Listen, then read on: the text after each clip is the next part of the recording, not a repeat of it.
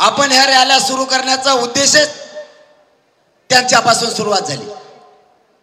छगन भुजबळांना ओबीसीचे नेते एकत्र केले आणि सगळ्यांना एकमुखाने मागणी सुरू केली, मायबाप मराठ्यांनो, ज्या शेकडो वर्षापूर्वीच्या मराठ्यांच्या सरकारी नोंदी आहेत, या नोंदी रद्द करा अशी मागणी छगन भुजबळांना सुरू केली।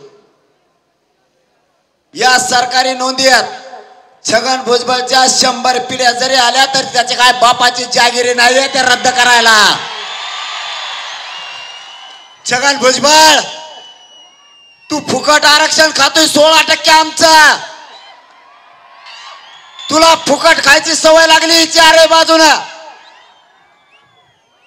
फुकट वरबाडायची सवय लागल्यामुळं तुझ्या डोळ्यात तुझे डोळे सुद्धा गेलेत।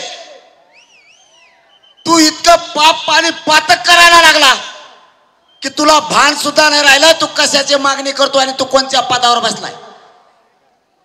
ज्या संविधानाने तुला पदावर बसवलं तुला याचंही भान नाही राहिलं की तू मागणी काय करतोय।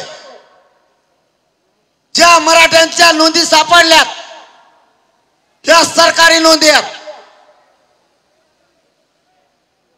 ह्या कुणालाच रद्द होत नाहीत। माणूस किती विरोधी असावा, किती जातीवाद असावा, किती एखाद्या जातीविषयी त्याच्या मनात द्वेष असावा, मराठ्यांविषयी किती आकाश ठासून भरलेला असावा, याचं उत्तम उदाहरण जातीवादाचं म्हणजे फक्त छगन भुजबळ। मराठ्यांच्या नोंदी रद्द करायचं धाडस त्यांनी केलं। आपल्या सरकारी नोंदी आहेत,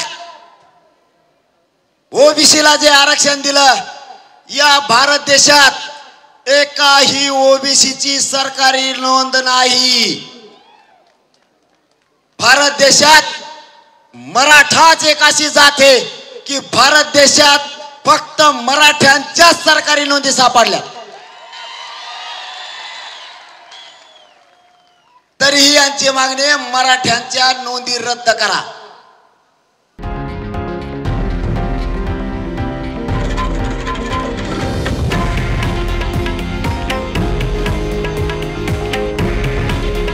हे आहे देशातील नंबर 1 न्यूज नेटवर्क आणि आपण पाहत आहात TV9 मराठी। काळजी तुमची, हित महाराष्ट्राचं।